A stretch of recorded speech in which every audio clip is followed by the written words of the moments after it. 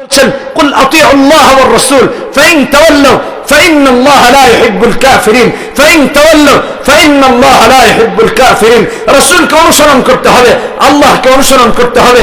আল্লাহ আল্লাহর রাসূল ছাড়া বিকল্প কাউকে অনুকরণ করা যাবে না। আপনার আমার হালত তো এখন এমন হয়ে গেছে, মাথায় টুপিটা দিতে লজ্জা লাগে, চেহারায় দাড়িটা রাখতে লজ্জা লাগে, সুন্নতি লেবাস ধারণ করতে লজ্জা লাগে, নিজেকে মুসলমান বা প্র্যাকটিসিং মুসলিম বলে পরিচয় দিতে লজ্জা লাগে, 5 ওয়াক্ত সালাত কায়েম করতে লজ্জা লাগে, মা বোনদের পর্দা রক্ষা করতে লজ্জা লাগে, মাথায় ঘুমটাটা দিতে লজ্জা লাগে, হিজাব আর নিকাবটা পড়তে লজ্জা লাগে।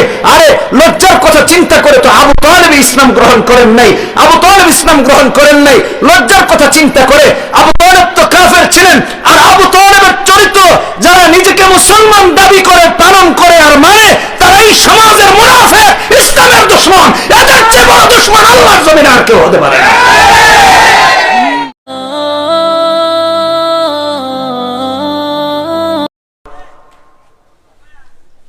শুভেচ্ছা জানিয়ে শুকর আদায় করছি আল্লাহ সুবহানাহু ওয়া তাআলার দরবারে, যিনি আমাদেরকে এখানে ভালোবেসে মহব্বত করে আসার সুযোগ করে দিয়েছেন। এজন্য বলি আলহামদুলিল্লাহ। কোরআনুল কারীমের একটা আয়াত তিলাওয়াত করেছি। আয়াতটি কোরআনুল কারীমের প্রথম পারার 19 নম্বর পৃষ্ঠার সূরা বাকারার 129 নম্বর আয়াত।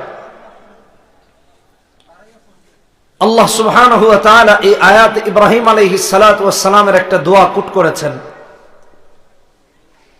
মুসলিম মিল্লাতের পিতা ইব্রাহিম আলাইহিস সালাম তার মিল্লাতের জন্য দোয়া করেছেন যে আল্লাহ আমার সন্তানদের মাঝে থেকে এমন একজন রাসূল পাঠান যিনি তাদেরকে আপনার আয়াতসমূহ তেলাওয়াত করে শোনাবেন, কিতাব শিক্ষা দিবেন, হিকমত শিক্ষা দিবেন, তাদেরকে পবিত্র করবেন, পরিশুদ্ধ করবেন। আল্লাহ সুবহানাহু ওয়া তাআলা আমাদের পিতার দোয়া কবুল করেছেন। একজন পয়গম্বর পাঠিয়েছেন মুহাম্মদ সাল্লাল্লাহু আলাইহি ওয়াসাল্লাম। খুব সংক্ষিপ্ত আকারে অনেক কথা বলবো যেন আমরা মনে রাখতে পারি, এজন্য মনোযোগ দিয়ে শুনবো। পাঠালেন মুহাম্মদ সাল্লাল্লাহু আলাইহি ওয়াসাল্লামকে। নবীজি যখন তার মায়ের পেটে আসলেন, বাবা ইন্তেকাল করলেন। 6 বছর বয়সে মাও পৃথিবী ছেড়ে চলে গেলেন। বাবার ইন্তেকালের পরে দাদা আব্দুল মুত্তালিব হয়েছেন গার্ডিয়ান। দাদা আব্দুল মুত্তালিব মারা গেলেন, চাচা আবু তালেব হলেন গার্ডিয়ান। চাচা আবু তালেব গার্ডিয়ান। নবীজি পৃথিবীতে আগমন করলেন 8, 9 অথবা 12 রবিউল আউয়াল। আরবদের স্কলারদের কাছে সবথেকে প্রসিদ্ধ তারিখ হলো 9 রবিউল আউয়াল। আরবের ঐতিহাসিকদের কাছেও সবথেকে মশহুর এবং প্রসিদ্ধ গ্রহণযোগ্য তারিখ হলো 9 রবিউল আউয়াল, মতান্তরে 8 অথবা 12। 571 খ্রিস্টাব্দ 20 এপ্রিল রাসূলুল্লাহ পৃথিবীতে আগমন করেছেন। 40 বছর বয়সে নবুয়তি পেয়েছেন। নাজিল হয়েছে ইকরা বিসমি রাব্বিকাল্লাযী খালাক, খালাকাল ইনসানা মিন আলাক, ইকরা ওয়া রাব্বুকাল আকরাম, আল্লাযী আল্লামা বিল কলম, আল্লামাল ইনসানা মা লাম ইয়ালাম। রাসূলুল্লাহ এবার তাওহীদের দাওয়াত দেওয়া আরম্ভ করলেন। ইয়া আইয়ুহান নাস কুলু লা ইলাহা ইল্লাল্লাহ তুফলিহুন। যাকে পান তাকে দাওয়াত দেন। ঘরে ঘরে দরজায় দরজায় গিয়ে দাওয়াত দিচ্ছেন।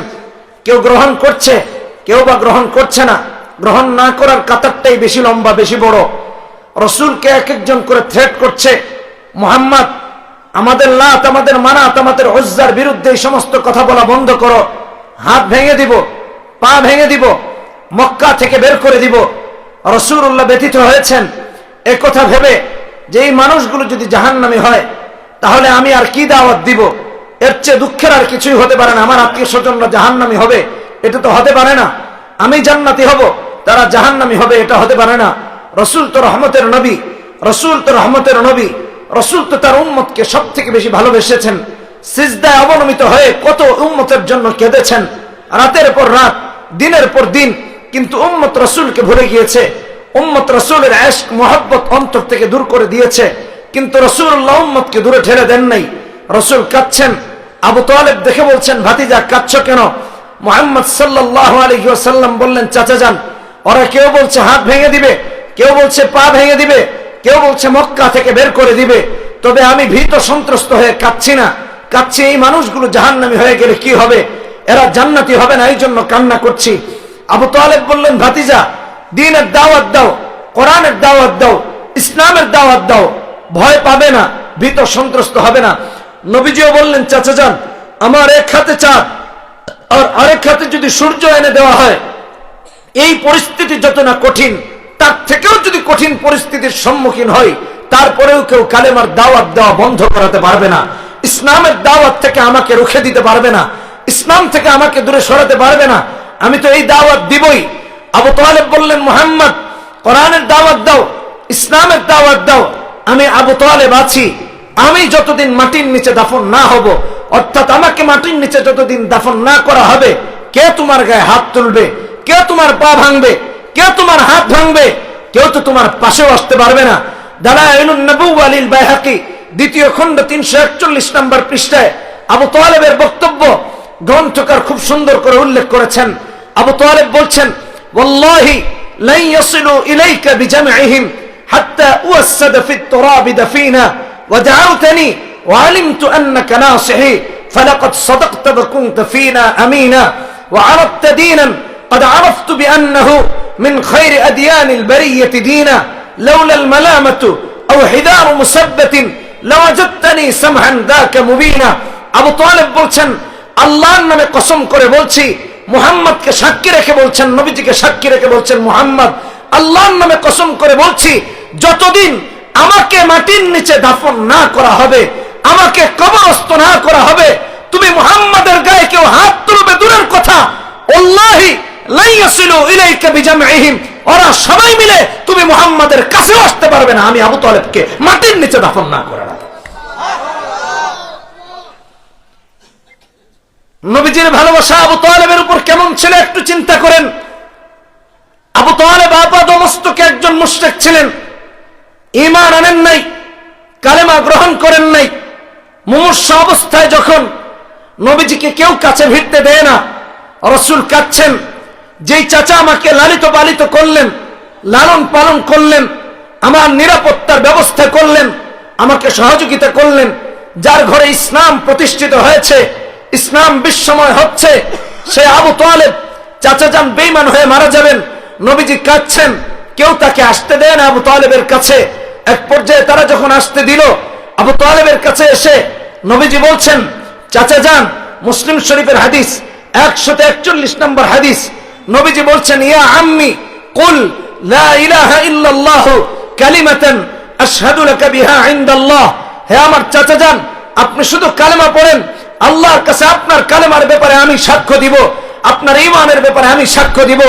আশপাশ থেকে বলতে লাগলো, আবু তালেব, বাপদাদার ধর্মকে কলঙ্কিত করে মুহাম্মাদের ধর্ম গ্রহণ করবে না, বাপদাদার ধর্মকে অপমানিত করবে না, বাপদাদাদেরকে অপমানিত করবে না, আমাদের লাত, আমাদের মানাত, আমাদের উজ্জাদেরকে অপমানিত করবে না। আবু তালেব তাই করলেন, তাদের কথাই শুনলেন। ভাতিজা মুহাম্মদ সাল্লাল্লাহু আলাইহি ওয়াসাল্লামের কথা শুনে কালেমা গ্রহণ করলেন না, বেঈমান হয়ে মারা গেলেন। আবু তালেব বেঈমান হয়ে মারা গেলেন। নবীজি ব্যথিত হয়েছেন, কাঁদছেন আর হাঁটছেন, কান্না করছেন। হাবিবুল্লাহর কান্না দেখে আল্লাহ সুবহানাহু ওয়া তাআলা কোরআনে কারীমে আয়াত নাযিল করে দিয়েছেন। সূরা কসস 56 নম্বর আয়াত, আল্লাহ রাব্বুল আলামিন বলছেন, ইন্নাকা লা তাহদি মান আহবাবতা ওয়ালাকিন্নাল্লাহ ইয়াহদি মান ইয়াশা ওয়া হুয়া আ'লামু বিল মুহতাদিন। নবী হে, কিসের জন্য আপনি কাঁদছেন? আপনি তো হেদায়েত দেওয়ার মালিক নয়, হেদায়েত দেওয়ার মালিক হলাম আমি আল্লাহ, আর হেদায়েত প্রাপ্তদের ব্যাপারে আমি আল্লাহ অবগত আছি। আপনি জানেন না কে হেদায়েত পাবে, কাকে আমি হেদায়েত দিব, হেদায়েত দেওয়ার মালিক আমি আল্লাহ। আপনি কান্না বন্ধ করুন। নবীজিকে আল্লাহ তাআলা সান্ত্বনা দিয়েছেন। আমি আমার যুবক কলিজার টুকরা ভাইদেরকে বলতে চাই, এখন তো তোমার আমার অবস্থা এমন হয়ে গেছে, ইসলামকে আঘাত করা হয়, তোমার আমার একটু কষ্ট হয় না। কোরআনকে অপমান করা হয়, তোমার আমার একটু কষ্ট হয় না। রাসূলকে অপমান করা হয়, তোমার আমার একটু কষ্ট হয় না। রাসূলের সুন্নাহকে অপমান করা হয়, তোমার আমার একটু কষ্ট হয় না। হক্কানি আলেমদেরকে অপমান করা হয়, তোমার আমার কষ্ট হয় না। আরে একজন আবু তালেব তো রাসূলের মহব্বত আরো বেশি লালন করতেন, ভাতিজাকে আরো বেশি ভালোবাসতেন। বলেছেন, মাটির নিচে দাফন না করা পর্যন্ত মুহাম্মদ তোমার কাছেও তারা আসতে পারবে না। একজন মুমিন যুবক, একজন যুবতী, একজন বাবার, একজন মায়ের, একজন বোনের ইসলামের প্রতি ভালোবাসার নিদর্শন তেমন থাকা উচিত ছিল, আমার কোরআনের উপর আঘাত আসবে, ইসলামের উপর আঘাত আসবে, আর আমি তার প্রতিবাদ করব না, তা হতেই পারে না। অবশ্যই প্রতিবাদ করব।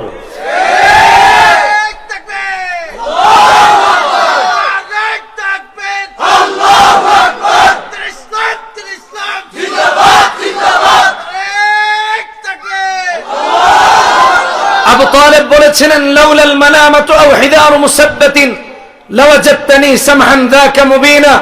মুহাম্মদ বাপ দাদার ধর্মের কলঙ্কের কথা যদি চিন্তা না করতাম, তাদেরকে অপমান করার কথা যদি চিন্তা না করতাম, তাহলে সবার আগে কালেমা পড়ে আমি আবু তালেব মুসলমান হয়ে যেতাম। কারণ তিনি আরো বলেছেন, ওয়া দাউতানি ওয়া আলিমতু আন্নাকা নাসিহি ফালাকাদ সাদাকতা ওয়া কুনতা ফিনা আমিনা। কালেমাটাকে বিশ্বাস করে নাই, তারা তো নবীজিকে এমন বিশ্বাস করতে আল আমিন বলেছিল, সত্যবাদী বলেছিল। নবীজি যদি বলতেন এই পাহাড়ের ওপারে শত্রুরা সশস্ত্র ভাবে ভূমিকা নিচ্ছে, অবস্থান নিচ্ছে, এক্ষুনি হামলা করবে, তারা তাও বিশ্বাস করত। কিন্তু নবীজি যখন বলতেন পড়ো লা ইলাহা ইল্লাল্লাহ, এটাকে গ্রহণ করত না। অপমানের কথা চিন্তা করে গ্রহণ করত না, বেইজ্জতির কথা চিন্তা করে গ্রহণ করত না। এই জন্য বলেছেন, ওয়া আরাদতা দীনান قد عرفت بأنه من خير أديان البرية دينا।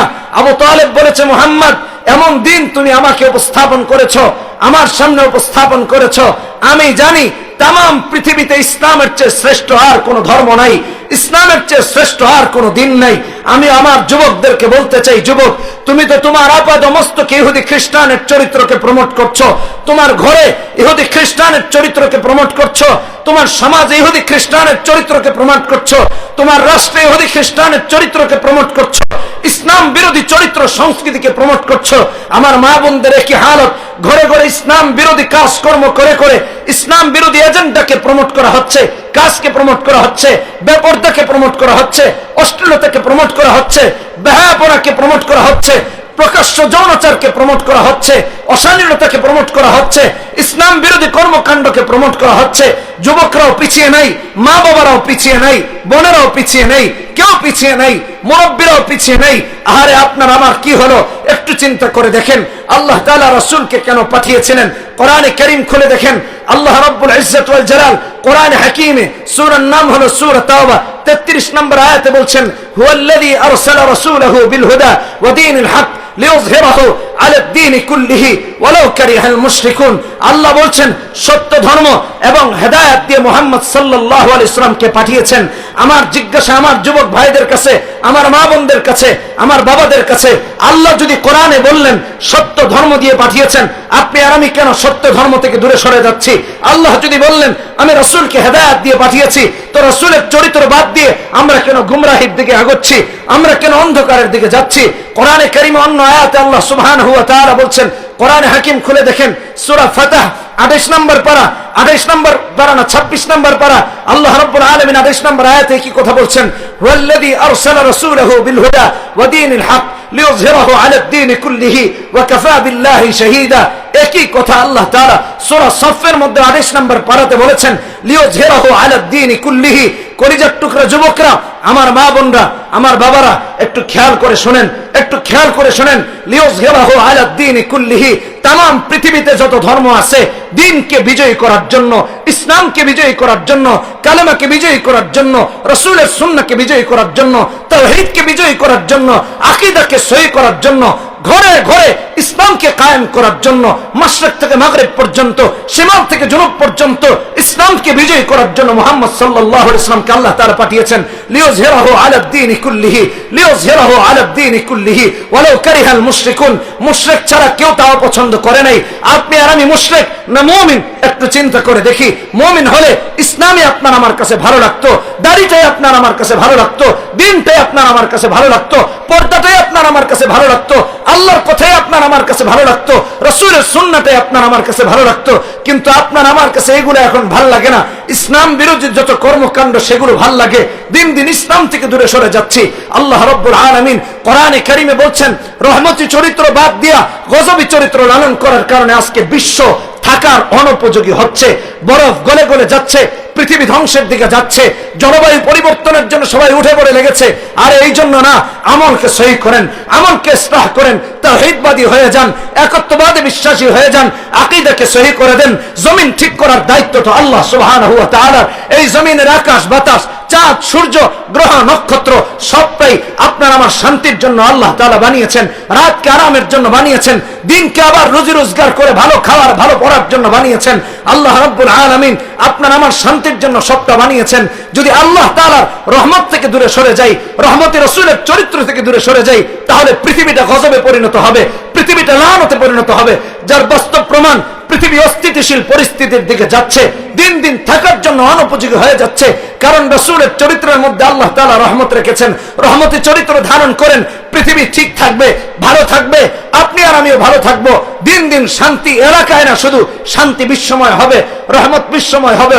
কোরআনে কারীম খুলে দেখেন, আল্লাহ রাব্বুল ইজ্জত ওয়াল জালাল কোরআনে কারীমে সূরার নাম হলো সূরাতুল আম্বিয়া, 17 নম্বর পারা, 107 নম্বর আয়াত, 10 নম্বর পৃষ্ঠা, 17 নম্বর পারায় আল্লাহ তাআলা বলছেন, ওয়ামা আরসালনাকা ইল্লা রাহমাতাল লিল আলামিন। রাসূলকে রহমতি চরিত্র দিয়ে পাঠিয়েছেন, রাসূলকে রহমতি চরিত্র দিয়ে পাঠিয়েছেন। কোন নায়কের মাঝে রহমতের চরিত্র রাখেন নাই, কোন অশ্লীল নারীর মধ্যে রহমতের চরিত্র রাখেন নাই, কোন ইসলাম না মানা লোকের কাছে রহমতের চরিত্র রাখেন নাই, ইসলাম বিরোধী কর্মকাণ্ডের সাথে জড়িত কোন ব্যক্তির কাছে রহমতের চরিত্র রাখেন নাই। ইহুদি খ্রিস্টানরা, ইসলাম বিদ্বেষীরা ঈমান আনে নাই ঠিকই, কিন্তু ইসলামের প্রতিটা রীতি নীতি অনুসরণ করে করে ওরা অগ্রগামী হচ্ছে। আর আপনি আর আমি ওদের চরিত্র ধারণ করে ইসলামকে বর্জন করে দিন দিন নিচের থেকে নিচের দিকে যাচ্ছি, অশ্লীলতার দিকে যাচ্ছি, অশান্তির দিকে যাচ্ছি, গজবের দিকে যাচ্ছি। আল্লাহ সুবহানাহু ওয়া তাআলা কোরআনে কারীমে অন্য আয়াতে বলছেন, কোরআন হাকিম খুলে দেখুন, সূরার নাম সূরাতুল আহজাব, 21 নম্বর পারা, 21 নম্বর আয়াত। আল্লাহ তাআলা বলছেন, লাকাদ কানা লাকুম ফি রাসূলিল্লাহি উসওয়াতুন হাসানাহ লিমান কানা ইয়ারজুল্লাহ ওয়াল ইয়াউমাল আখিরা ওয়া যাকারাল্লাহা কাসীরা। কিয়ামতের রবের সাক্ষাৎ চাইলে, আখিরাতকে বিশ্বাস করলে রাসূলের চরিত্রের মধ্যে আপনি আর আমি আদর্শ তালাশ করব, নমুনা তালাশ করব, অনুসরণীয় অনুকরণীয় চরিত্র তালাশ করব। কিন্তু আমার যুবক ভাইরা কার চরিত্র তালাশ করছে? আমার যুবতী বোনরা কার চরিত্র তালাশ করছে? ইসলাম বহির্ভূত চরিত্রের মধ্যে তারা শান্তি তালাশ করছে। কোনোদিনও শান্তি হবে না, কোনোদিনও শান্তি হবে না, কোনোদিন ওই চরিত্র আপনাকে আমাকে প্রশান্তি দান করবে না। কোরআনে কারীমে আল্লাহ রাব্বুল আলামিন অন্য আয়াতে বলেছেন, সূরার নাম সূরাতুল হাসর, আমাকে জানায়া দিয়েছেন। কোরআনে হাকিম খুলে দেখি, সূরা আল ইমরান 31-32 নম্বর আয়াতে আল্লাহ তাআলা বলছেন, কুল ইন কুনতুম তুহিব্বুনাল্লাহ ফাত্তাবিউনি ইউহিব্বুকুমুল্লাহ ওয়া ইয়াগফির লাকুম যুনুবাকুম ওয়াল্লাহু গফুরুর রহিম। 32 নম্বর আয়াতে আল্লাহ বলছেন, কুল আতিউল্লাহ ওয়ার রাসূল ফাইন তাওয়াল্লাউ فإن الله لا يحب الكافرين فإن تولوا فإن الله لا يحب الكافرين। রাসূলকে অনুসরণ করতে হবে, আল্লাহকে অনুসরণ করতে হবে। আল্লাহ আল্লাহর রাসূল ছাড়া বিকল্প কাউকে অনুকরণ করা যাবে না। আপনার আমার হালত তো এখন এমন হয়ে গেছে, মাথায় টুপিটা দিতে লজ্জা লাগে, চেহারায় দাড়িটা রাখতে লজ্জা লাগে, সুন্নতি লেবাস ধারণ করতে লজ্জা লাগে, নিজেকে মুসলমান বা প্র্যাকটিসিং মুসলিম বলে পরিচয় দিতে লজ্জা লাগে, 5 ওয়াক্ত সালাত কায়েম করতে লজ্জা লাগে, মা বোনরা পর্দা রক্ষা করতে লজ্জা লাগে, মাথায় ঘুমটাটা দিতে লজ্জা লাগে, হিজাব আর নিকাবটা পড়তে লজ্জা লাগে। আরে লজ্জার কথা চিন্তা করে তো আবু তালেব ইসলাম গ্রহণ করেন নাই, আবু তালেব ইসলাম গ্রহণ করেন নাই। লজ্জার কথা চিন্তা করে, আবু তালেব তো কাফের ছিলেন। আর আবু তালেবের চরিত্র যারা নিজেকে মুসলমান দাবি করে, পালন করে আর মানে, তারাই সমাজের মুনাফিক, ইসলামের দুশমন। এদের চেয়ে বড় দুশমন আল্লাহর জমিনে আর কেউ হতে পারে না। আসেন না এই শ্রেণীর লোক? বলেন, ঘরে ঘরে ঘরে ঘরে পড়ে আছে। ইসলামকে ভালোবাসে না, কোরআনকে ভালোবাসে না, আল্লাহ আল্লাহ রাসূলের কথাকে বিশ্বাস করে না। কোরআনে কারীমে আল্লাহ রাব্বুল আলামিন আরো বলছেন, কোরআনে হাকিম খুলে দেখুন, সূরার নাম সূরা সাবা, 22 নম্বর পারা, 28 নম্বর আয়াত। আল্লাহ সুবহানাহু ওয়া তাআলা বলছেন, وما أرسلناك إلا كافة للناس بشيرا ونذيرا ولكن أكثر الناس لا يعلمون। অধিকাংশ মানুষ রাসূল যে সংবাদ দিয়েছেন তা সম্পর্কে গাফেল, রাসূল যে বিধি প্রদর্শন করিয়েছেন তা সম্পর্কে গাফেল, রাসূল কি এনেছেন তা সম্পর্কে গাফেল, রাসূল কোনটাকে হালাল বলেছেন তা সম্পর্কে গাফেল, রাসূল কি হারাম করেছেন তা সম্পর্কে গাফেল, রাসূল কোনটাকে জায়েজ বলেছেন সে সম্পর্কে গাফেল, রাসূল কোনটাকে নাজায়েজ বলেছেন তা সম্পর্কে গাফেল। কোরআন সম্পর্কে গাফেল, ইসলাম সম্পর্কে গাফেল, আকীদা সম্পর্কে গাফেল, সালাতের বিশুদ্ধ কিরাত সম্পর্কে গাফেল, সূরা ফাতিহা সহি করে পড়া সম্পর্কে গাফেল, কালেমাটা সহি করে পড়তে পারা সম্পর্কে গাফেল, নবীজির নামটা মুখে মুহাম্মাদুর রাসূলুল্লাহ সহি করে পড়তে পারে না, লা ইলাহা ইল্লাল্লাহ মুহাম্মাদুর রাসূলুল্লাহ কালেমাটাও সহি করে পড়তে পারে না, এ ব্যাপারেও গাফেল। আমার জিজ্ঞাসা হলো, আপনি আর আমি কি রাসূলকে বিশ্বাস করি নাই? আপনি আমি কি রাসূলের উপর ঈমান আনেন নাই? আমানতু বিল্লাহি ওয়া মালাইকাতিহি ওয়া কুতুবিহি ওয়া রাসূলিহি, কি আপনি আর আমি বিশ্বাস করেছি? একটু চিন্তা করে দেখেন, রাসূলের কথার প্রতি আপনার আমার বিশ্বাস কতটুকু আছে? একজন মুশরিকের বিশ্বাস তো এর চেয়ে বেশি ছিল। আপনি আর আমি যদি বলি বিশ্বাস আছে মানি না, তাহলে তো মুনাফিক হয়ে গেলাম। আর যদি বলি বিশ্বাসই নাই মানিও না, তাহলে তো মুমিনে রইলাম না, কাফের হয়ে গেলাম। কোন অবস্থায় জাহান্নাম থেকে বাঁচবো? এই দুই অবস্থার এক অবস্থা আপনাকে আমাকে জাহান্নাম থেকে বাঁচাতে পারবে না। একমাত্র রাসূলকে বিশ্বাস করি, রাসূলের কথাকেও বিশ্বাস করি, রাসূলের কথার উপর আমল করি, কোরআনের উপর আমল করি, আল্লাহর কথার উপর আমল করি, আতিউল্লাহ ওয়া আতিউর রাসূলের প্রতিচ্ছবি আসি, তাহলে মানা যাবে। একটা উদাহরণ দেই, বুখারী শরীফের হাদিস 3632 নম্বর হাদিস। আমি আমার যুবক ভাইদের কাছে জিজ্ঞেস করতে চাচ্ছি, কোরআন হাদিসের কথাগুলো আপনার আমার কাছে কতটুকু বিশ্বাস স্থাপন করার মতো হয়েছে? কতটুকু বিশ্বাসযোগ্য হয়েছে? না মানুষের কথা তার চেয়ে বেশি বিশ্বাসযোগ্য, শয়তানের ধোঁকা তার চেয়ে বেশি বিশ্বাসযোগ্য? এটা আপনারা মিলিয়ে নেবেন। কাউকে পার্সোনালি প্রশ্ন করে বা স্পেশালি এরকম আমি জিজ্ঞেস করতে চাই না, আপনি আপনাকে জিজ্ঞেস করবেন। কারণ হলো কোরআনে কারীমে আল্লাহ রাব্বুল আলামিন বলছেন, সূরার নাম সূরাতুল মুমিনুন, আম লাম ইয়ারিফু রাসূলাহুম ফাহুম লাহু মুনকিরুন। 18 নম্বর পারা 69 নম্বর আয়াত সূরা মুমিনুনের আল্লাহ তাআলা বলছেন, আম লাম ইয়ারিফু রাসূলাহুম ফাহুম লাহু মুনকিরুন, তারা কি তাদের রাসূলকে চেনে নাই, যার ফলে তারা তাদের রাসূলকে অস্বীকার করছে। আমি আমার যুবকদেরকে জিজ্ঞেস করতে চাই, দাড়িটা কেন রাখছো না? এটা কেন অস্বীকার করছো? তুমি কি তোমার রাসূলকে চেনো নাই? তোমার মাথায় সুন্নতটা কেন উঠলো না? তুমি কি তোমার রাসূলকে চিনো নাই? মা বোনদেরকে জিজ্ঞেস করতে চাই, তুমি কেন হিজাব পরছো না? মায়েরা, আপনারা কেন পর্দা করছেন না? আপনারা কেন বোরখা পরছেন না? রাসূলের সাথে আপনার আমার অপরিচিতি আর পরিচিতির সমাধিটা কতটুকু, সম্পর্কটা কতটুকু, দূরত্বটা কতটুকু? রাসূলকে চিনেছি না চিনি নাই? ইসলামকে চিনেছি না চিনি নাই? আল্লাহ 69 নম্বর আয়াতে সূরা মুমিনুনের জন্য বলছেন, আম লাম ইয়ারিফু রাসূলাহুম ফাহুম লাহু মুনকিরুন, তারা কি তাদের রাসূলকে চেনে নাই, যার ফলে তারা তাদের রাসূলকে অস্বীকার করছে। আমিও জানতে চাচ্ছি, কেন অস্বীকার করছি? রাসূলের কথা কি বিশ্বাসযোগ্য হয় নাই? ইসলামকে কি বিশ্বাস করি না? কোরআনকে কি বিশ্বাস করি না? আল্লাহ রাব্বুল আলামিন যেমন কোরআনে হাকিমে এই প্রশ্ন করেছেন, আমি আরেকটা প্রশ্ন একটা উদাহরণ দিয়ে রেখে দিতে চাই। উদাহরণটা হাদিসের, বুখারী শরীফের হাদিস 3632 নম্বর হাদিস। আমি আশা করি আমার যুবক কলিজার টুকরা বন্ধুরা ভালো করে শুনবে। তারা ইসলামের প্রতি যথেষ্ট মনোযোগী আছে, যথেষ্ট তাদের ভালোবাসা আছে, কিন্তু বিশ্বাস কতটুকু আছে? ওই রাসূলের চরিত্রের রহমত আছে, এটার ব্যাপারে তাদের বিশ্বাস কতটুকু আছে? আল্লাহ রাসূলের পথ অনুসরণ করলে নাজাত পাওয়া যাবে, মুক্তি পাওয়া যাবে, এই বিশ্বাসের সাথে বাস্তবতা কতটুকু আছে একটু জিজ্ঞাসা করতে চাই। এই হাদিসটা শোনায় আসেন। এই হাদিসের মধ্যে এসেছে, একজন মুমিন আর মুআজ, সাদ ইবনে মুআজ আর উমাইয়া ইবনে খালফের মধ্যে ভালো সম্পর্ক ছিল। ইসলামের প্রাথমিক যুগের কথা বলছি। সাদ ইবনে মুআজ তথা মুমিন বন্ধু যদি কখনো মক্কায় যেতেন, তাহলে তার মুশরিক বন্ধুর বাড়িতে মেহমান হতেন। আবার মুশরিক বন্ধু যদি কখনো মদিনায় অথবা শামে বাণিজ্যিক কাফেলা নিয়ে অথবা বাণিজ্যিক কাজে যেতেন, তাহলে তার মদিনার বন্ধু সাদ ইবনে মুআজের বাড়িতে উঠতেন। একবার সাদ ইবনে মুআজ মক্কায় গিয়েছেন, তো তার মুশরিক বন্ধু উমাইয়া ইবনে খালফের বাড়িতে উঠেছেন মুমিন বন্ধু রাসূলের সাহাবী সাদ ইবনে মুআজ রাদিয়াল্লাহু তাআলা আনহু। তো সাদ ইবনে মুআজ তার মুশরিক বন্ধু উমাইয়া ইবনে খালফকে বলছেন, বন্ধু, বাইতুল্লাহর পাশে আছি, মক্কায় আছি, আর বাইতুল্লাহ তাওয়াফ করব না, তা কিভাবে হয়? এটা তো আমার দ্বারা সম্ভব না, আমার খুব কষ্ট হচ্ছে, আমি খুব কষ্ট ফিল করছি, অনুভব করছি, যে কোনো উপায়ে আমাকে একটু বাইতুল্লাহর তাওয়াফটা করাও। দুজন মিলে এক পর্যায়ে সিদ্ধান্তে উপনীত হলো, এক কাজ করো, ঠিক দুপুর যখন হয়, সূর্য যখন মাথার উপরে অবস্থান করে, ওই মুহূর্তে মাতাফে লক্ষণ থাকে, কারণ সূর্যের তাপে সবাই একটু ছায়ার মধ্যে যায়, ঘরে যায়, কারণ ওই জায়গাটা তো খোলামেলা, ওখানে সূর্যের তাপ বেশি পড়ে। বলে হ্যাঁ তাই করা যায়, ওই সময় তোমাকে নিয়ে যাব, নচেত লিডার দেখলে মাথা আলাদা করে দিবে, কোন আমার দলের লোকেরা দেখলে তোমাকে সাথে সাথে জবাই করে ফেলবে, গর্দান উড়িয়ে দিবে। বলে তাই যেন হয়। দুপুর বেলা দুজন মিলে কাবার দিকে রওনা করলেন। মুমিন বন্ধুর আবদার রক্ষা করতে গিয়ে তার মুশরিক বন্ধু উমাইয়া ইবনে খালফ তাকে নিয়ে রওনা করেছেন মাতাফের দিকে, বাইতুল্লাহর তাওয়াফ করার জন্য। দুজন রওনা হয়েছেন, পথিমধ্যেই দেখা হয়ে গেছে আবু জাহেলের সাথে। আবু জাহেল দেখে বলছে, কি ব্যাপার? উমাইয়া ইবনে খালফ তথা মুশরিক বন্ধুর একটা উপাধি ছিল আবু সফওয়ান। দেখে বলছে এ আবু সুফিয়ান, অর্থাৎ উমাইয়া ইবনে খালফ, অর্থাৎ মুশরিক বন্ধুকে বলছে, তোমার সাথে যাকে নিয়ে যাচ্ছ তাকে তো অচেনা মনে হচ্ছে, এ কে? এরে চিনলাম না, বাড়ি কোথায়, কোথা থেকে এসেছে, কোথায় থাকে? মুশরিক বন্ধু তার মুমিন বন্ধু সম্পর্কে পরিচয় দিচ্ছে, নেতা, ইনি আমার মদিনার বন্ধু মুহাম্মদ সাল্লাল্লাহু আলাইহি ওয়াসাল্লামের সাহাবী। সাথে সাথে তেলে বেগুনে খেপে উঠলেন আবু জাহেল, মুশরিকদের লিডার, আর বলতে লাগলেন, শোনো, তুমি যদি উমাইয়া ইবনে খালফের সাথে না আসতে, উমাইয়ার সাথে না আসতে, এতক্ষণে গর্দান আলাদা হয়ে যেত, দেহ থেকে শিরোচ্ছেদ করে দেওয়া হতো।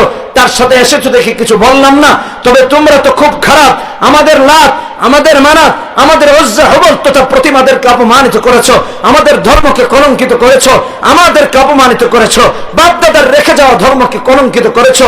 সাদ ইবনে মুআজকে একের পর এক গালি দিতে লেগেছে। সাদ ইবনে মুআজ একটা কথারও জবাব দেন নাই, একটা কথারও জবাব দেন নাই, রাগ হয়ে যান নাই। কিন্তু যখনই নবীর শানে মানে আঘাত করা স্টার্ট করেছে, সাদ ইবনে মুআজ আর থেমে থাকেন নাই। বললেন, মুখ সামলে কথা বলো আবু জাহেল, আমাকে বোকা দিয়েছো, আমার বাপ মা তুলে গালাগালি করেছো, আমাদেরকে গালি দিয়েছো, কিছুই বলি নাই, কিন্তু মুখ সামলে কথা বলো। হতে পারো তোমরা সবাই, আর আমি হতে পারি একা, কিন্তু আমার রাসূলের ইজ্জতের উপর আঘাত দিবা, আমি মেনে নিব না। চুপ হয়ে যাও, মদিনার পথ বন্ধ করে দিব, ব্যবসা বাণিজ্য করা লাগবে না, চুপ হয়ে যাও। কাকে গালি দিচ্ছ? নবীকে। মুখ সামনে কথা বলো, রাসূলকে গালি দিবা আর আমি শুনবো, প্রতিবাদ করবো না, এটা হয় না। মুশরিক বন্ধু বলছে তার মুমিন বন্ধুকে, সাদ তুমি কাকে কি বলছো? উনি আমাদের সর্বোচ্চ নেতা, তাকে এত বড় থ্রেট করলা?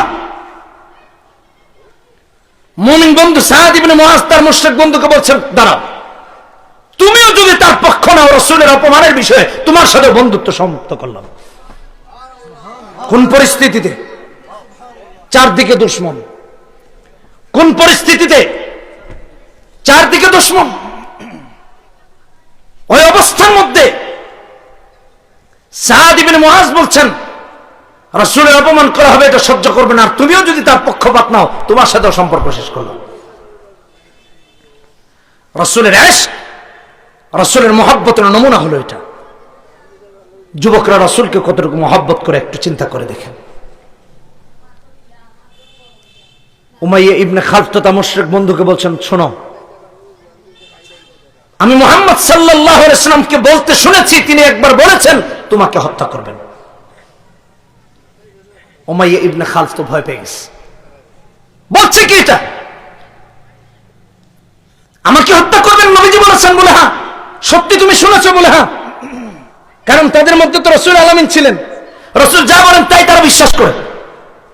আমাকে মারবেন বলেছেন, তার মানে এটা সত্য, নবী তো আমাকে মারবেন। বুখারী শরীফের হাদিস খুলে দেখবেন, আজকেও আসার সময় মোতালা করছিলাম। মুশরিক বন্ধু যে রাসূল কালেমা পড়তে বললে মানে না, বিশ্বাস করে না, লা ইলাহা ইল্লাল্লাহ পড়ে না, সে উঠে বলছে তার মুমিন বন্ধুকে, দোস্ত সত্যি যদি নবী বলে থাকেন আমাকে মারবেন, তাহলে ওয়াল্লাহি মা ইয়াকযিবু মুহাম্মাদুন ইযা হাদাসা, নবী যদি বলেই থাকেন আমাকে মারবেন, আল্লাহর কসম নবী মিথ্যা বলেন না, আমাকে মারবেন। একজন মুশরিকের বিশ্বাস, রাসূলের কথার উপর বিশ্বাস। বাড়িতে গেছে, হুজুর তো খুব সুন্দর পারিবারিক ওয়াজ করেছেন, আমাদের শ্রীমঙ্গলী হুজুর,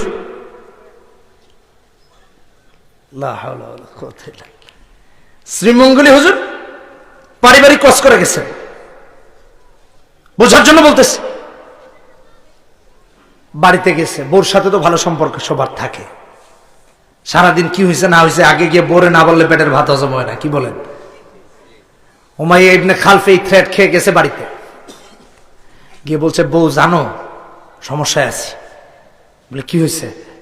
বলছে, আমার যে মুমিন বন্ধু সাদ ইবনে মুআজ বলেছে মুহাম্মদ সাল্লাল্লাহু আলাইহি ওয়াসাল্লাম নাকি বলেছেন আমাকে হত্যা করবেন। বুঝেন বিষয়টা? মক্কার নারী পুরুষের কাছে রাসূলুল্লাহ আলামিন ছিলেন, সত্যবাদী ছিলেন।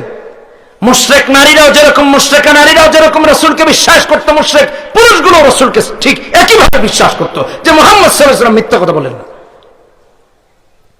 স্ত্রী বলছে, সত্যি এটা নবীজি বলেছেন? বলছে হ্যাঁ। কে বলেছে? সাদ ইবনে মুআজ বলেছে।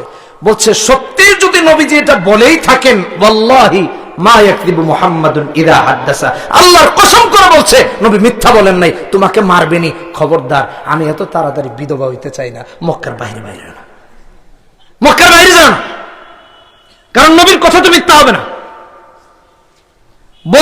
বন্দুকের নল থেকে গুলি ছোড়া এটা লক্ষ্যভ্রষ্ট হতে পারে, রাসূলের কথা মিথ্যা হবে না, লক্ষ্যভ্রষ্ট হবে না।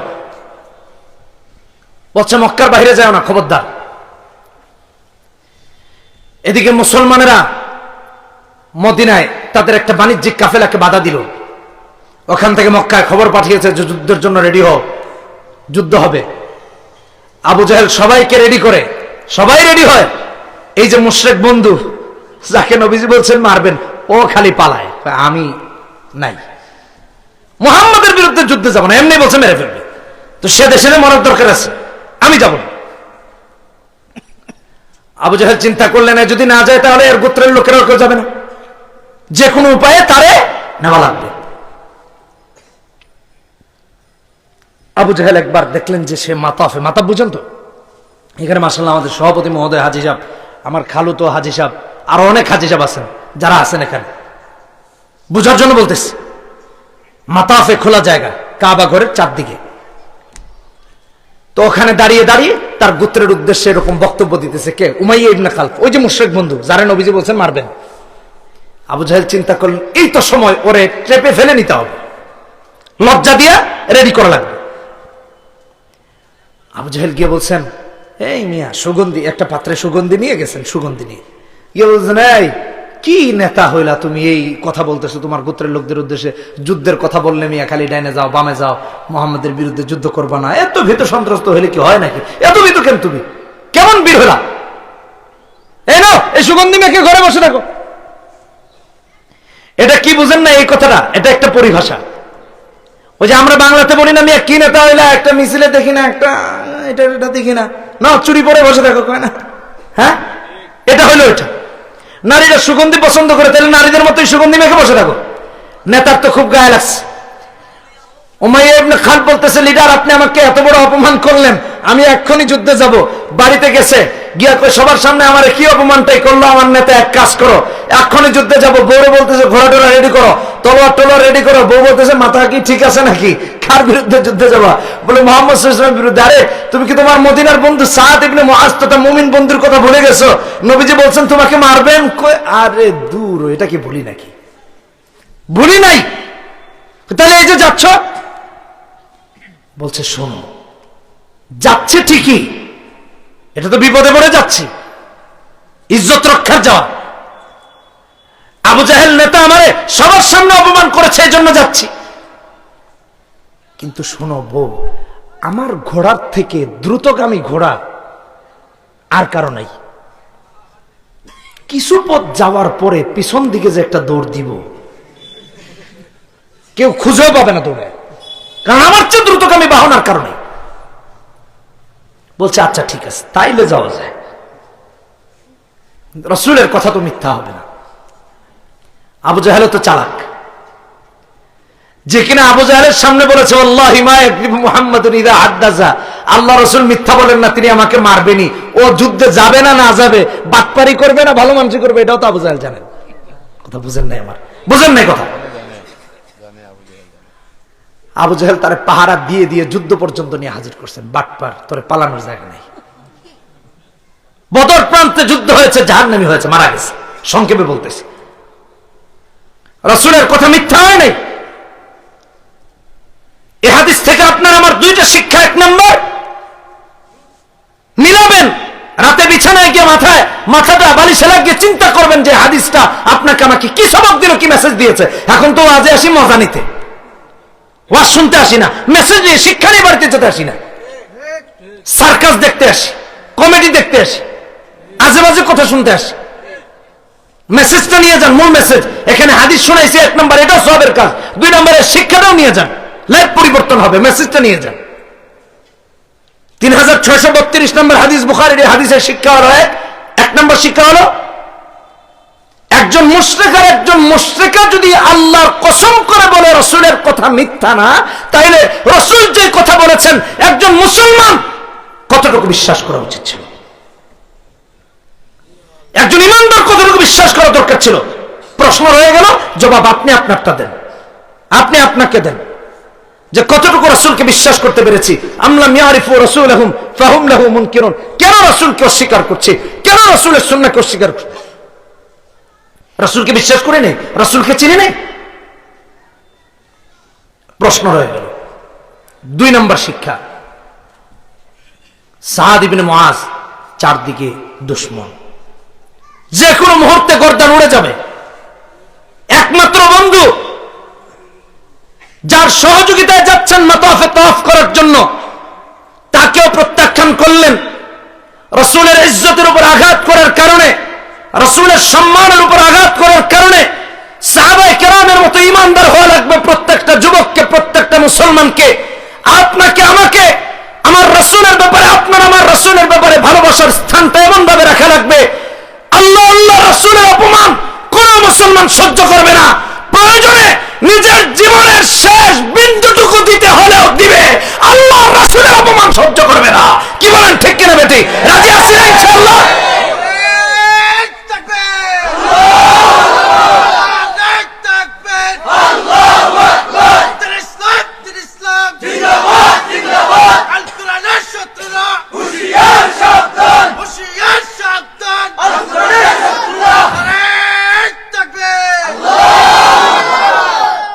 আপনি আর আমি রাসূলকে চিনে নাই, রাসূলকে বন জঙ্গলের পশু পাখিও চিনেছে। কোরআনে কারীমের জন্য সূরা আরাফে 179 নম্বর আয়াতে আল্লাহ বলেছেন, উলাইকা কাল আনআম বাল হুম আদাল, চতুষ্পদ জন্তুর চেয়ে নিকৃষ্ট এরা, যারা রাসূলকে চিনল না, যারা দ্বীনকে চিনল না, যারা ইসলামকে জানল না, যারা শরিয়াকে চিনল না, জানল না, হালাল হারাম বুঝলো না, জায়েজ না জায়েজ বুঝলো না। লাহুম কুলুবুল লা ইয়াফকাহুনা বিহা ওয়া লাহুম আয়ুনুল লা ইবসিরুনা বিহা ওয়া লাহুম আযানুল লা ইয়াসমাউনা বিহা উলাইকা কাল আনআম বাল হুম আদাল ওয়া উলাইকা হুমুল গাফিলুন। আমি সবাইকে একটা হাদিস শোনাতে চাই, মুসনাদে আহমদের হাদিস। পশু পাখি রাসূলকে চিনল, আপনি আর আমি কতটুকু চিনতে পেরেছি? এই প্রশ্ন রেখে দিলাম, কাউকে স্পেশালি মার্ক করে মেনশন করে বলছি না। আপনার প্রশ্ন আপনার কাছে, আপনিই জবাব দেন, আপনি আপনাকে জবাব দেন, আপনি আপনার আত্মাকে জবাব দেন, আপনি আপনার আত্মাকে জিজ্ঞেস করেন, আপনি আপনার কলবকে জিজ্ঞেস করেন। রাসূলের হাদিস 12153 নম্বর হাদিস মুসনাদে আহমদের। এক সাহাবী এসেছেন রাসূলের কাছে, আসসালামু আলাইকা ইয়া রাসূলুল্লাহ ইয়া হাবিবাল্লাহ, আমার একটাই মাত্র উট, এই একটা উঠই আবার পাগল হয়ে গেছে, কথা শুনেন, অবাধ্য হয়ে গেছে, বাগানে পানি দিতে পারছি না, আর আমি গরিব মানুষ, অতিরিক্ত আরেকটা কেনারও টাকা নাই, আর অতিরিক্ত একটা আমার নাইও। রাসূলের কাছে উটের ব্যাপারে এসে নালিশ দিচ্ছেন। রাসূলকে ইনফর্ম করা, জানানো। ভাইরা আমার, বন্ধুরা আমার, লক্ষ্য করুন, রাসূলুল্লাহ সাহাবীদেরকে নিয়ে একটি মাজলিসের মধ্যে ছিলেন, সঙ্গে সঙ্গে দাঁড়িয়ে গেলেন সাহাবীরা, আমার চলো যাই দেখি কি হয়েছে। রওনা করলেন। সাহাবায়ে কেরামের মধ্যে কানা ঘেঁষা আরম্ভ হয়ে গেল, কি ব্যাপার, তুমি এই কথাটা কেন নবীজিকে বললা? বলে কি হয়েছে? কারণ উটটা যেহেতু পাগল, এই পাগল উট যদি রাসূলকে গোতা মেরে দেয়, রাসূলকে যদি কষ্ট দেয়, তাহলে কি হবে? কথাটা তুমি না বললেও রাসূলকে বার্তা, তিনিও পেরেশান হয়ে গেলেন। কিন্তু ভাইরা আমার, বন্ধুরা আমার, নবীজি ওই বাগান, যে বাগানের মধ্যে পাগল উটটি অবস্থান করছে, ওই বাগানের দরজা দিয়ে ঢুকতে দেরি হয়েছে। পাগল উটটি রাসূলকে দেখে দৌড়ে দৌড়ে এসে কদমে সিজদায় পড়তে দেরি হয় নাই। সাহাবায়ে কেরাম দেখে আশ্চর্য হয়ে গেলেন, দেখে বলছেন, ইয়া রাসূলুল্লাহ ইয়া হাবিবাল্লাহ, যে উট আল্লাহ তাকে বিবেক দেন নাই, আল্লাহ তাকে বুদ্ধি দেন নাই, আল্লাহ তাকে চিন্তা করার শক্তি দেন নাই, সেই উটটাই আপনাকে সিজদা করলো। ওগো নবীজি, নাহনু আহাক্কু আন নাসজুদা লাকা ইয়া রাসূলুল্লাহ, তাহলে আল্লাহ আমাদেরকে বিবেক দিলেন, আল্লাহ আমাদেরকে বুদ্ধি দিলেন, আল্লাহ আমাদেরকে চিন্তা করার ক্ষমতা দিলেন, ভালো মন্দ যাচাই বাছাই করার মতো শক্তি দিলেন। ওগো নবীজি, একটা পাগল উট যদি আপনার কদমে সিজদায় পড়ে যায়, নাহনু আহাক্কু আন নাসজুদা লাকা ইয়া রাসূলুল্লাহ, তাহলে আমরা তো আপনাকে সিজদা করার জন্য বেশি হকদার। নবীজি ডেকে বলেন, সাহাবীরা আমার, লা ইয়াসলুহু লিবাশারিন আন ইয়াসজুদা লিবাশারিন ওয়ালাউ সালাহা লিবাশারিন আন ইয়াসজুদা লিবাশারিন লা আমারতুল মারআতা আন তাসজুদা লিজাওজিহা। সাহাবীরা আমার, কোন মানুষের জন্য মানুষকে সিজদা করা জায়েজ নাই, বরং মানুষের জন্য যদি মানুষকে সিজদা করা জায়েজ হতো, আল্লাহ রাব্বুল আলামিন নারীদেরকে তাদের স্বামীকে সিজদার বিধান দিয়ে দিতেন, কিন্তু দেন নাই। কোন নবীকে সিজদা করা জায়েজ নাই, পীর ওলি আউলিয়া গৌস কুতুবকেও সিজদা করা জায়েজ নাই, সাহাবীদেরকেও সিজদা করা জায়েজ ছিল না। কোন মানুষকে, কোন মাখলুককে, একমাত্র আল্লাহকে সিজদা করা জায়েজ, আল্লাহ ছাড়া আর কাউরে সিজদা করা যাবে না। অথচ এখন মুসলমানের এলাকার আশেপাশে অলিতে গলিতে এমন অনেক ভণ্ড পীরের আবির্ভাব হয়েছে, যারা দিনে দুপুরে মানুষের দ্বারা সিজদা নিচ্ছে। আছে না নাই? অভাব নাই, ভরে গেছে শিরক দিয়া। এই হাদিস শুনেন, ভালো করে শুনেন। কারা সিজদা করছেন? কবরে গিয়ে সিজদা করে, মাজারে গিয়ে সিজদা করে, বাবারে সিজদা করে। রাসূলের চেয়ে শ্রেষ্ঠ মানুষ এই পৃথিবীতে কে আছে? কোথায়? মদিনায় কে সিজদা দিচ্ছে রাসূলকে? বলেন, কোন সাহাবী রাসূলকে সিজদা করেছেন? আবু বকর, ওমর, ওসমান, আলী রিদওয়ানুল্লাহি তাআলা আলাইহিম আজমাইন একজনও তো সিজদা করেনি। তো কাকে সিজদা করছেন? কেন করছেন? সিজদা করতে হবে কারে? জোরে বলেন, কারে? মসজিদে যায় না, উষ্টা খেয়ে মসজিদের বারান্দায় পড়ে না, ওইখানে গিয়ে সিজদা করে, সালাত আদায় করে না। যদি কেউ জিজ্ঞেস করে নামাজ পড়ো না কেন, কয়টা ভিতরে ভিতরে পড়ি। তো খাওয়ানোর টাইমে ভন্ডা কোথাকার, তখন ভিতরে ভিতরে খাইতে পারো না? গাঞ্জাও তো দেখায় দেখায় খাও, কুলকি টানো সেটাও দেখায় দেখায় খাও। খালি নামাজ আর শরীয়তের বিধিবিধান মানার টাইমে মারফতি হয়ে যাও। তো খাওয়ানোর টাইমে মারফতি হোক, ঘুমানোর টাইমে মারফতি হোক। ঘুমটা মনে মনে ঘুমায়ো, সারা রাত হাঁটো, সারাদিন বসে থাকো।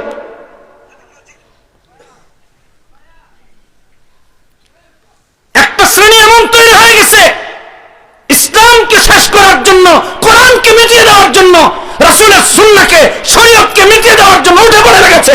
এরা মুসলমান না, ইসলাম বিরোধীদের এজেন্ডা বাস্তবায়নের জন্য লেগেছে। কথা বলেন ঠিক কিনা ঠিক? যুবকদেরকে সচেতন হওয়া লাগবে। খবরদার, আবার প্রেমিকারে আনার জন্য তার কাছে যাইও না, বলে 7 সমুদ্র 13 নদী পার করে আইনা দাও। এক মসজিদ থেকে বের হয়েছি, তো সামনে লেখা একটা, কি বলে এটা, পোস্টার লাগানো, লেখা লটারিতে বিফল, 24 ঘন্টায় লটারি লেগে যাবে। চিন্তা করছেন? প্রেমে ব্যর্থতা, 7 সমুদ্র 13 নদী পার হয়ে আসবে। বিদেশ যাত্রায় বাধা, বলছে শুভাগমন হবে। চিন্তা করছেন? এটা দেখার পর আমি টেনশনে পড়ে গেলাম যে আল্লাহ, সুইস ব্যাংকের টাকাগুলা কেমনে আছে?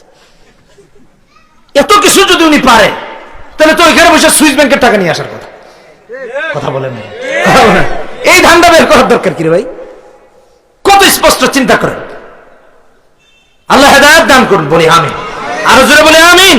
মনে থাকবে তো ইনশাআল্লাহ? মনে থাকবে তো? যুবকদেরকে সচেতন হওয়া লাগবে, ঈমান আনা লাগবে সাহাবীদের মতো।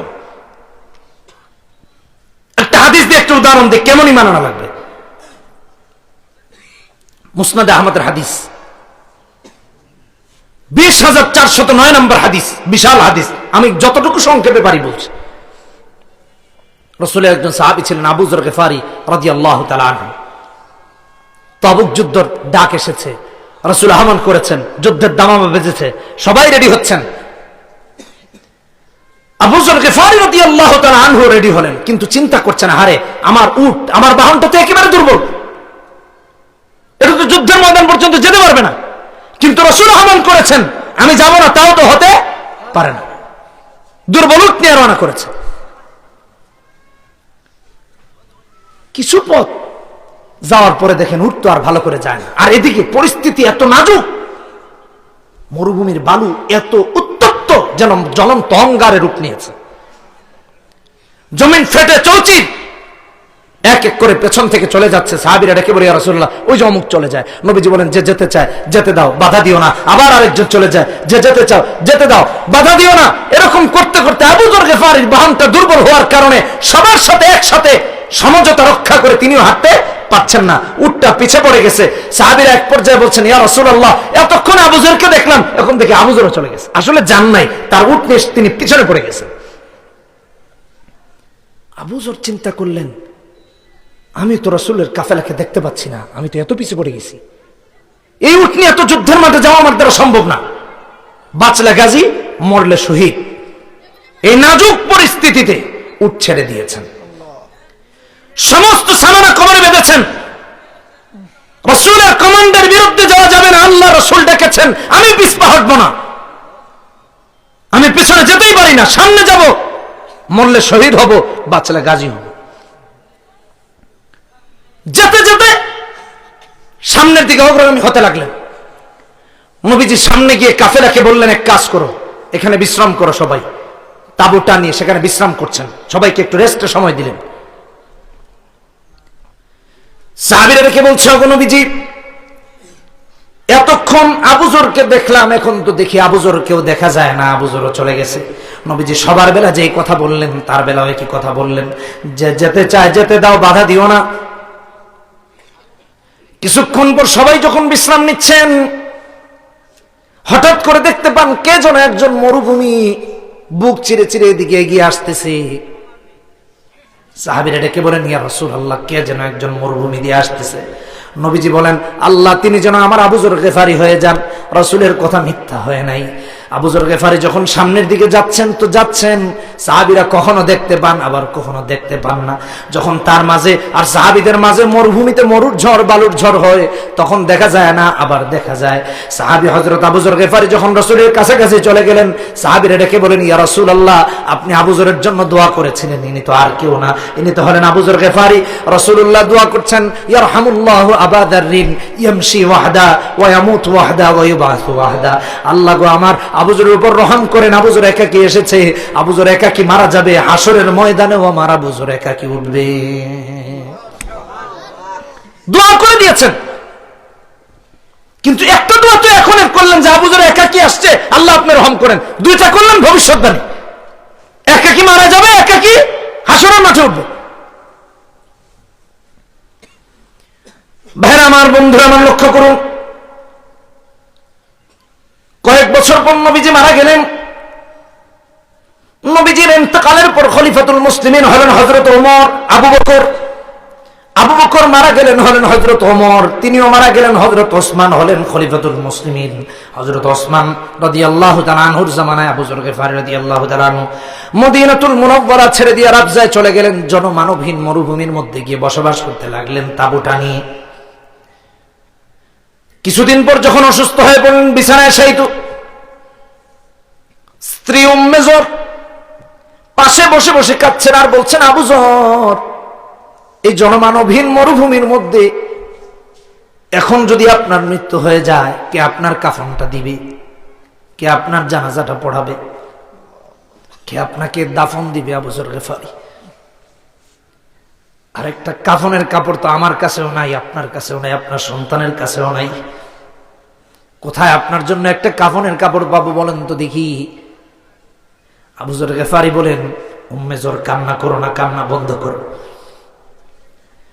কারণ হলো, একবার রাসূলের মজলিসে আমরা কয়েকজন সাহাবী বসেছিলাম, নবীজি আমাদেরকে উদ্দেশ্য করে বলতেছিলেন, লা ইয়ামুতান্না রাজুলুম মিনকুম বিফুলাতিন মিনাল আরদ ইয়াশহাদুহু ইসাবাতুম মিনাল মুমিনিন। তোমাদের মাঝে থেকে একজন জনমানবহীন মরুভূমির মধ্যে মারা যাবে, আর মুসলমানদের একটা জামাত গিয়া তার জানাজার মধ্যে শরীক হয়ে যাবে। আবু যর উম্মে যর কি স্ত্রীকে ডেকে বলেন, স্ত্রী, কান্না করো না। ওই দিন রাসূলের মজলিসে আমরা যারা বসেছিলাম, তাদের মাঝে থেকে আমি আবু যর ছাড়া আর কেউ বেঁচে নাই। অতএব বোঝা যায় রাসূলুল্লাহ এই কথাটা আমার জন্যই বলেছেন, আর কারোর জন্য বলেন নাই। শোনো, আমি আবু যর না তোমাকে মিথ্যা বলছি, না আমার রাসূল তোমাকে মিথ্যা বলেছেন, অসম্ভব। আমার রাসূল আমাকে মিথ্যা বলেন নাই, আমি আবু যরও তোমাকে মিথ্যা বলছি না। যাও দেখো কেউ না কেউ আসতেছে। আবু যরের স্ত্রী উম্মে যর দৌড়ে পাহাড়ের দিকে যান, কাউকে খুঁজে পান না। আবার আসেন, আবার যান, আবার আসেন, আবার যান। কয়েকবার যাওয়ার পর দেখেন কয়েকজন যুবক এই দিকে আসতেছে। আর উম্মে যরকে দেখে বলে, ওগো আল্লাহর বান্দি, এই জনমানবহীন মরুভূমির মধ্যে তুমি কি করো? তোমার পরিচয় কি? বলে, আমার পরিচয় হলো আমি একজন মুসলিমা, আর আমার স্বামী একজন মুসলমান, জীবনের অন্তিম মুহূর্ত পার করছেন। নাম কি তার? জবাব দেওয়া হলো তার নাম হলো আবু যর গেফারি। আবু যর গেফারির নাম শুনে তারা প্রশ্ন করলো, ইনি কোন আবু যর গেফারি? বলে, রাসূলের সাহাবী আবু যর গেফারি। দৌড়ে গিয়ে তারা তার শিয়রে বসে পড়লেন, মাথার পাশে বসে পড়লেন, আর বলতে লাগলেন, চাচা যান, এই জনমানবহীন মরুভূমিতে আপনার এই অবস্থা কেন? আবু যর বলেন, তোমরা কি আমার কথা শুনতে পাচ্ছ নাকি? বলে, হ্যাঁ পাচ্ছি।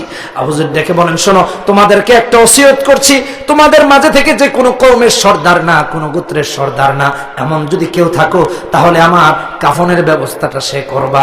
আমি তোমাদেরকে আমার কাফনের ব্যবস্থার কথা বলতাম না, কিন্তু এই জন্য বলতেছি, না আমার কাছে আমার একটা কাফনের কাপড় আছে, না আমার স্ত্রীর কাছে আমার কাফনের কাপড় আছে, না আমার সন্তানটার কাছে আমার কাফনের কাপড় আছে।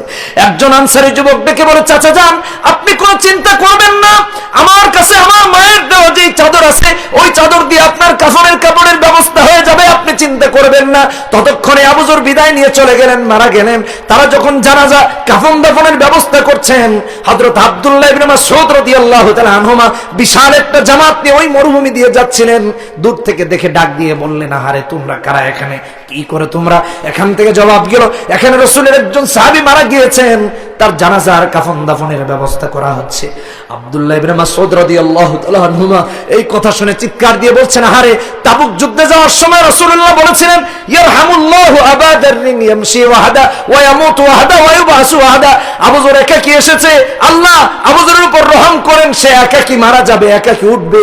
ওই দিন কেউ বোঝে নাই, আজকে বোঝা গেল আবু যর একাকী কিভাবে মারা যাবে, হাসরে একাকী কিভাবে উঠবে। হযরত আব্দুল্লাহ ইবনে মাসউদ ডেকে বলেন, তামাম পৃথিবীর সব মিথ্যা হতে পারে, রাসূলের কথা কোনোদিন মিথ্যা হতে পারে না।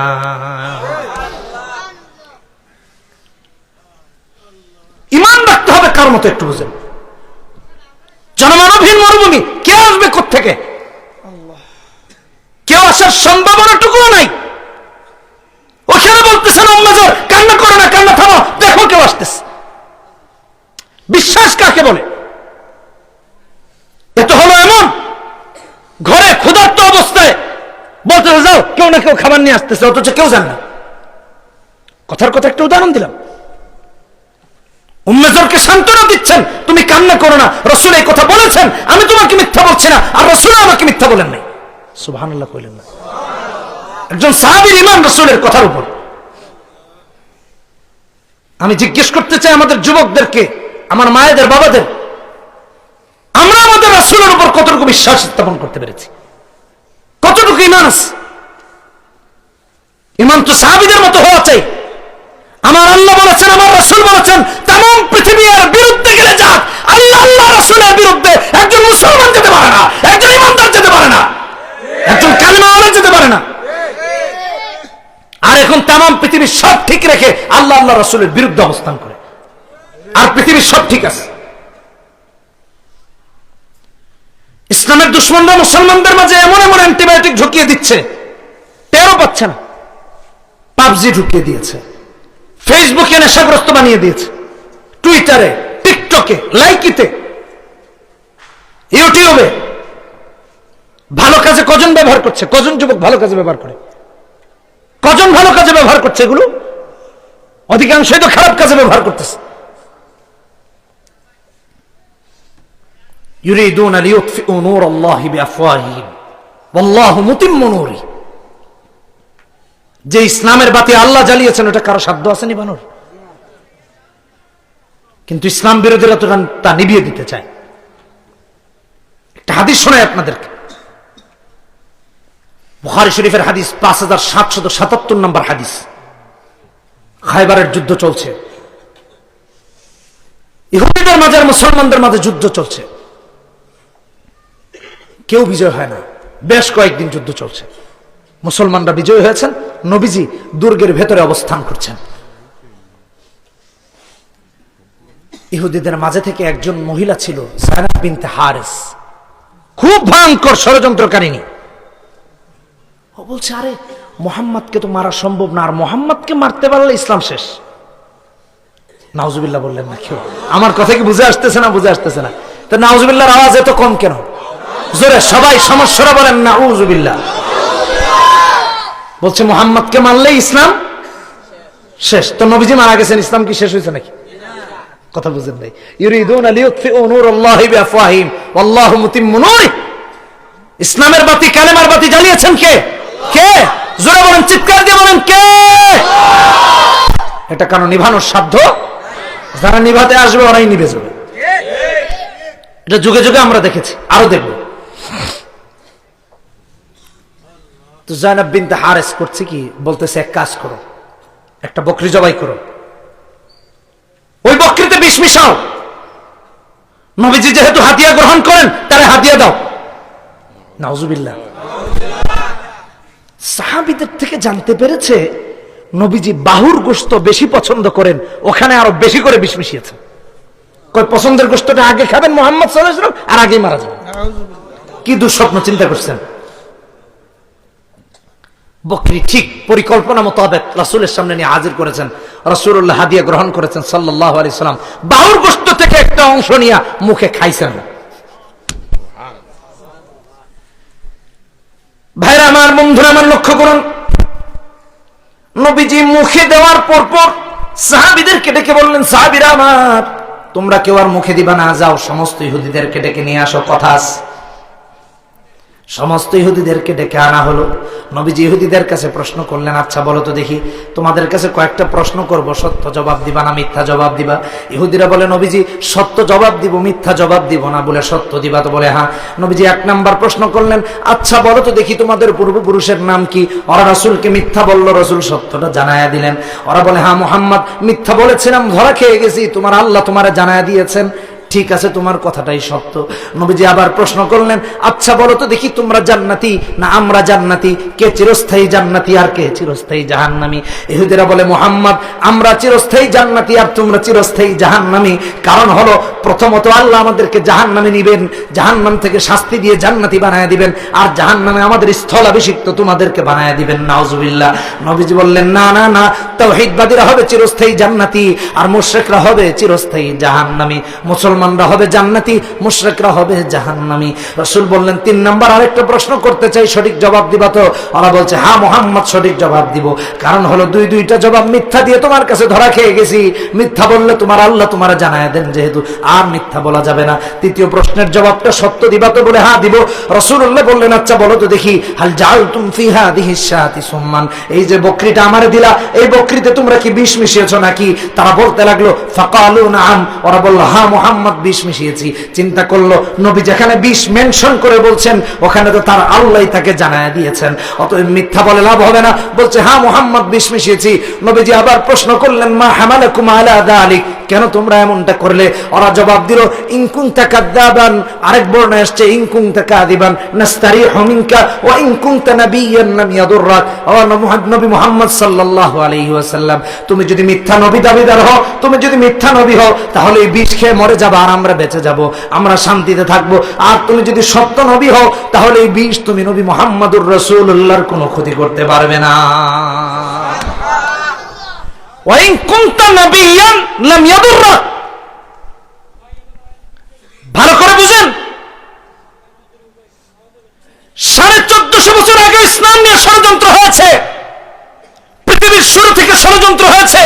নমরুদ এসেছে, কারুন এসেছে, সাদ্দাদ এসেছে, হামান এসেছে, ফেরাউন এসেছে, সবাই নেমে গেছে, ইসলাম নেমে যায় নাই। যারা হাত দিবে তারাই নেমে যাবে, ইসলাম আছে। কথা বলেন ঠিক কিনা বেটি? মনে থাকবে, ইসলামের ষড়যন্ত্রকারীরা নিবে, ইসলাম নিবে না। যুবকদেরকে বলছি, প্র্যাকটিসিং মুসলিম হওয়া লাগবে, ইসলামকে প্র্যাকটিস করা লাগবে, ইসলামকে ভালোভাবে মানা লাগবে। বুখারীর একটা হাদিস শুনাই, যদি মনে করেন এটা এখন তো আমাদের ইমানের হালতে নামাজে দাঁড়ায়, আল্লাহু আকবার, নামাজ নাকি রিজিকের ব্যবস্থা করে? অবশ্যই করে। ইস্তাইনু বিস-সাবরি ওয়াস-সালাহ, সাহায্য চাও। এখন আমাদের অবস্থাটা এমন, জিন্দেগিতে উষ্টা খেয়ে একদিনও পশ্চিম দিকে পড়ে নাই, কিন্তু যখন ওয়াজে এটা শুনছে রাতে গিয়া ঢুকছে মসজিদে, 2 কাত নামাজ পড়ে আর পিছনে দেখে ফেরেশতা আসছে কিনা। এটা কেমন ইমানের মাপকাঠি? এটা না। আপনি এখানে আসেন, খালো ওনারা আনবেন, ওনারা যান, আপনি তাহলে একটু সময় দিতে পারবেন, দেরি হলে পরে তো বেজার লেগে যাবে। আপনি নিয়ে আসেন, যান আপনি নিয়ে আসেন। তাহলে আপনি এখানে একটু সময় দিলেন, বসাইলেন, ওনারা আসলো। উনি তো প্রতি বছরই আসেন, তাই না? ভালো বয়ান করেন, মাশাআল্লাহ। গত বছর আসছেন না? বোঝার জন্য বলতেছি। কোরআনে কারিমে আল্লাহ রাব্বুল আলামিন বলছেন, সূরা আনকাবুত 50-51 নম্বর আয়াত, وقالوا لولا أنزل عليه آيات من ربه قل إنما الآيات عند الله وإنما أنا نذير مبين। 2 রাকাত নামাজ পড়ে পিছনের দিকে তাকান যে ফেরেশতা এলো কিনা, চেক করেন। ঈমান আনার যে সে না দেখে বিশ্বাস করবে, এজন্য ঈমানের এত দাম। আর ঈমান না আনার হলে ওগুলো দেখেও ঈমান আনবে না। কাফেররা বলতো, মুহাম্মদ ইসলামের দাওয়াত দাও, ইসলাম তো গ্রহণ করে না, কিছু দেখাও, না দেখাইলে কেমন হইব? কিছু দেখাও মানে বুঝেন নাই, মানে মুজিজা দেখাও।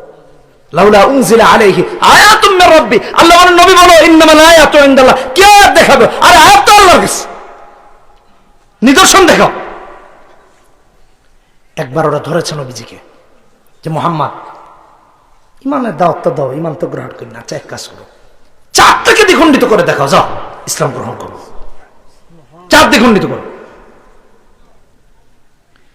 কোরআনে কারিমে আল্লাহ বলছেন, ইকতারাবাতিস সাআতু ওয়ানশাক্কাল কমার ওয়া ইন ইয়ারাউ আয়াতান ইউরিদু ওয়া ইয়াকুলু সিহরুম মুস্তামির। সূরা কমার, সূরার নামই কমার, 27 নম্বর পারা 7 নম্বর পৃষ্ঠার শেষ দিক থেকে আরম্ভ হয়েছে, শেষ 2 লাইন। ইকতারাবাতিস সাআতু ওয়ানশাক্কাল কমার,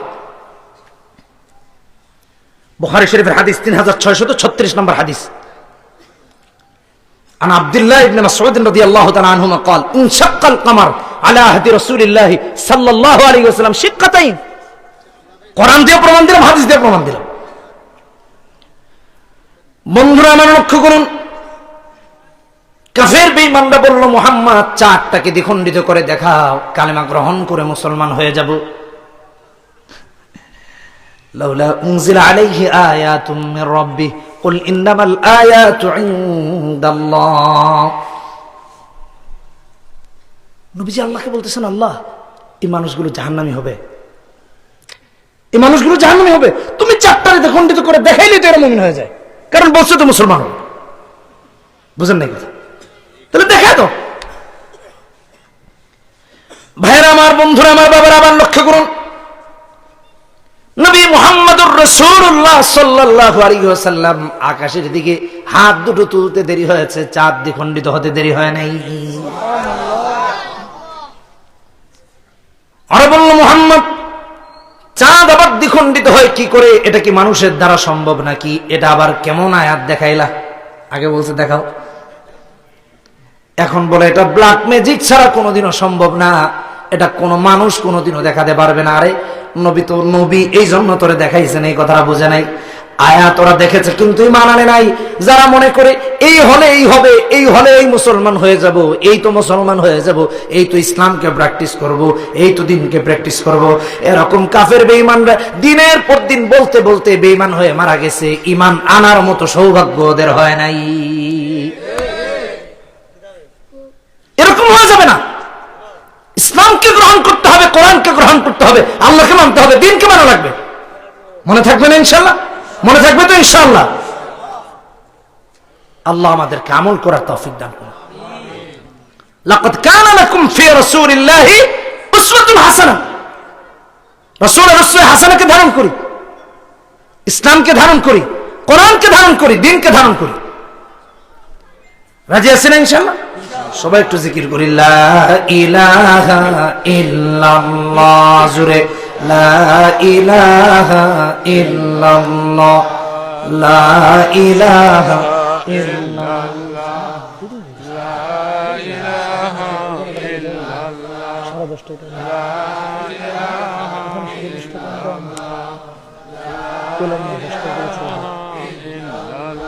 লা ইলাহা ইল্লাল্লাহ, লা ইলাহা ইল্লাল্লাহ, লা ইলাহা ইল্লাল্লাহ মুহাম্মাদুর রাসূলুল্লাহ। এই হুজুরকে তাড়াতাড়ি নিয়ে আসেন যে গেছেন। সবাই হাত তুলে আল্লাহর সাথে ওয়াদা করি, হাত তুলি, বলি হে আল্লাহ।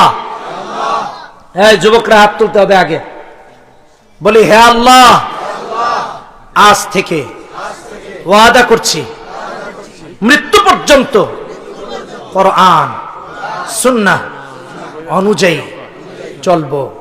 হে আল্লাহ, আমাদের এই ওয়াদা মৃত্যু পর্যন্ত বাস্তবায়ন করার তৌফিক দান করুন। জোরে বলি আমিন। হাত নামাই পড়ি, আশহাদু আল্লা ইলাহা ইল্লাল্লাহু ওয়া আশহাদু আন্না মুহাম্মাদান আবদুহু ওয়া রাসূলুহু। সবাই পড়ি আস্তাগফিরুল্লাহ ইন্নাল্লাহা গফুরুর রহিম, আস্তাগফিরুল্লাহ ইন্নাল্লাহা গফুরুর রহিম, সুবহানাল্লাহি ওয়া বিহামদিহি, সুবহানাল্লাহিল আযীম, সুবহানাল্লাহি ওয়া বিহামদিহি, সুবহানাল্লাহিল আযীম, সুবহানাকাল্লাহুম্মা ওয়া বিহামদিকা আশহাদু আল লা ইলাহা ইল্লা আনতা আস্তাগফিরুকা ওয়া আতুবু ইলাইক। সবাই বসেন, ইনশাআল্লাহ হুজুর আসতেছেন। খালু কিছু কথা বলবেন। ইন্না লিল্লাহি, 10:30টায় আমার তো আরেক জায়গায় বসার কথা। 10 হয়ে গেছে, মিথ্যাবাদী হয়ে যাবো তো। খুব সেন্সিটিভ ইস্যু। আমি বলছি 10টায়, 10:12 বেজে গেছে। তাইলে তো আর 10 মিনিটে আসা যাবে না, 20 মিনিট কম পক্ষে লাগবে। এটা তো আর সম্ভব হবে না। খালু একটু কথা বলে। সবাই ভালো থাকেন। আসসালামু আলাইকুম ওয়া রাহমাতুল্লাহি ওয়া বারাকাতুহু।